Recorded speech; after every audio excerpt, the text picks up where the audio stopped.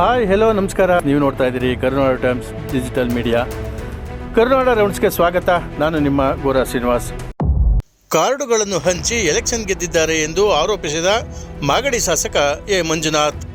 ರಾಮನಗರವನ್ನು ರಹೀಂ ನಗರ ಮಾಡಲಾಗುತ್ತದೆ ಎಂದ ನಿಖಿಲ್. ಮುಸ್ಲಿಂ ಸಮುದಾಯದಿಂದ ತೀವ್ರ ಖಂಡನೆ. ಮುಸ್ಲಿಂ ಬಾಂಧವರು ಎನ್ನುತ್ತಿದ್ದ ಕುಮಾರಸ್ವಾಮಿ ಬಿಜೆಪಿ ಸೇರಿದ ಬಳಿಕ ಕೋಮುವಾದಿ ಅಂತಿದ್ದಾರೆ. ಇವರ ಕುಟುಂಬದವರನ್ನೇನ ನಾವು ಮುಖ್ಯಮಂತ್ರಿ ಪ್ರಧಾನಮಂತ್ರಿ ಮಾಡಿದ್ದು ಎಂದು ಬೇಸರಗೊಂಡ ಎಸ್ಡಿಪಿಐ ಪದಾಧಿಕಾರಿಗಳು. ರಾಮನಗರದಲ್ಲಿ 10,000 ಬಾಂಗ್ಲಾ ವಲಸಿಗರಿದ್ದಾರೆ ಎಂದ ಕುಮಾರಸ್ವಾಮಿ. ಕೇಂದ್ರ ಸರ್ಕಾರ ಏನು ಮಾಡುತ್ತಿದೆ ಎಂದು ತಿರುಗೇಟು ನೀಡಿದ ಎಸ್ಡಿಪಿಐ ಮುಖಂಡರು. ನಟ ದರ್ಶನ್ಗೆ ಮತ್ತೆ ಹಿನ್ನಡೆ. ಸುಪ್ರೀಂ ಕೋರ್ಟ್ನಲ್ಲಿ ಮರುಪರಿಶೀಲನಾ ಅರ್ಜಿ ತಿರಸ್ಕಾರ. ಕಾನೂನು ಹೋರಾಟ ತೀವ್ರ. ರಾಜಸ್ಥಾನದಲ್ಲಿ ಕೇವಲ 1,000 ರೂಪಾಯಿಗೆ 13 ವರ್ಷದ ಬಾಲಕಿಯ ಮಾರಾಟ. 5 ದಿನಗಳಲ್ಲಿ 30ಕ್ಕೂ ಹೆಚ್ಚು ಮಂದಿಯಿಂದ ಲೈಂಗಿಕ ದೌರ್ಜನ್ಯ ನಡೆದಿರುವ ಭಯಾನಕ ಪ್ರಕರಣ ಬೆಳಕಿಗೆ. ಮನ ಕಲಕುವ ಘಟನೆ ಬಯಲಿಗೆ ಬಂದಿದೆ. ಕನಕಪುರದಲ್ಲಿ ಮುಮ್ಮಡಿ ನಿರ್ವಾಣ ಶ್ರೀಗಳ ಹೆಸರಿನಲ್ಲಿ ನೂತನ ಸೇತುವೆ ನಿರ್ಮಾಣ ಮಾಡುವುದಾಗಿ ಮುಖ್ಯಮಂತ್ರಿ ಡಿಕೆ ಶಿವಕುಮಾರ್ ಮಹತ್ವದ ಘೋಷಣೆ. ಇರಾನ್ ಟೆಹರಾನ್ನಲ್ಲಿ 4 ತಿಂಗಳಿನಿಂದ ಕಾಪಾಡಿಕೊಂಡು ಬಂದಿದ್ದ ಅಲಿ ಖಮೇನಿ ಅವರ ಅಂತ್ಯಕ್ರಿಯೆಗೆ ಸಜ್ಜು. ಇಂದಿನಿಂದ ಸಾರ್ವಜನಿಕ ದರ್ಶನಕ್ಕೆ ಖಮೇನಿ ಶವ. ಶ್ರೀರಂಗಪಟ್ಟಣದಲ್ಲಿ 200 ಎಕರೆ ಸರ್ಕಾರಿ ಭೂ ಹಗರಣ ಬಯಲು. ಲೋಕಾಯುಕ್ತ ದಾಳಿಯಲ್ಲಿ 9 ಮಂದಿ ಬಂಧನ. ಎಡಿಎಲ್ಆರ್ ಅಧಿಕಾರಿ ಪರಾರಿ. ಮುಸ್ಲಿಂ ಧರ್ಮಗುರುಗಳಿಗೆ ಅವಮಾನ ಮಾಡಿದ ಆರೋಪದಡಿ ಪುನೀತ್ ಕೆರೆಹಳ್ಳಿಯನ್ನು ತಮ್ಮನ ಮದುವೆ ಸಂದರ್ಭದಲ್ಲಿ ಪೊಲೀಸರು ಬಂಧಿಸಿದ್ದಾರೆ.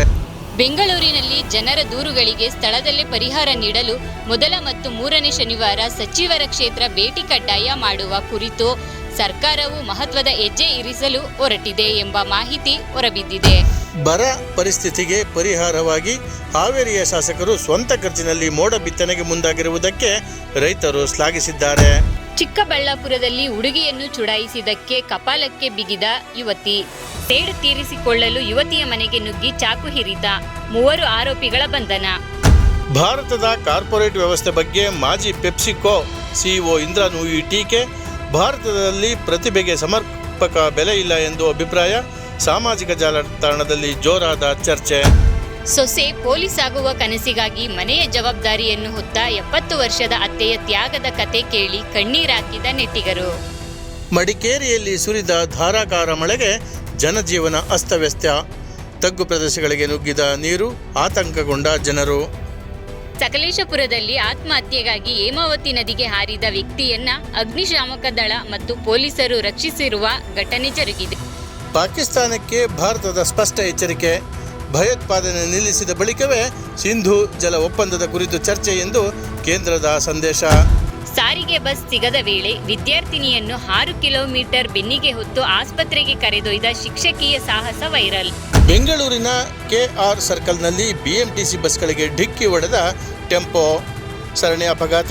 ಮಹಿಳೆಯ ರಕ್ಷಣೆಗೆ ತುರ್ತು ಕಾರ್ಯಾಚರಣೆ.